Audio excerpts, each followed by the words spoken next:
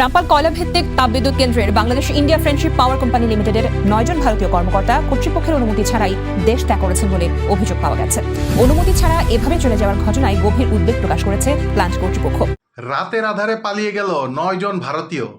রামপাল বিদ্যুৎ কেন্দ্রে কর্মরত ছিল এই 9 জন ভারতীয়।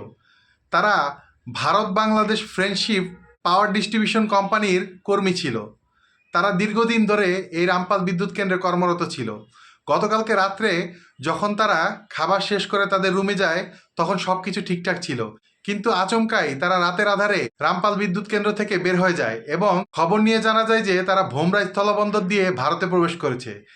রাতারাতি এই 9 জন ভারতীয় কেন বাংলাদেশ থেকে গা ঢাকা দিল, এ নিয়ে এখন বিভিন্ন মহলে প্রশ্ন উঠতে শুরু করেছে।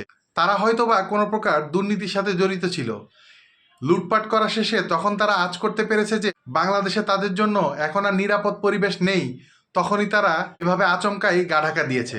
বিদ্যুৎ কেন্দ্রের এমডি জানায়, সকালবেলা যখন নাস্তার টেবিলে তাদেরকে দেখতে না পাওয়া যায় তখন খোঁজখবর নিয়ে জানা যায় যে তারা ভোমরা স্থলবন্দর দিয়ে ভারতে পালিয়ে গিয়েছে। ভারতীয়রা বাংলাদেশে সব ধরনের দুর্নীতির সাথে জড়িত এবং বাংলাদেশ থেকে অর্থ পাচারের সাথে জড়িত। তাই বাংলাদেশে কর্মরত 10 লাখ ভারতীয়র ব্যাপারে এখন সিদ্ধান্ত নেওয়ার সময় এসেছে। কারণ এরা যদি বাংলাদেশে থাকে তাহলে তলে তলে বাংলাদেশে সকল সেক্টর ধ্বংস করে ফেলবে।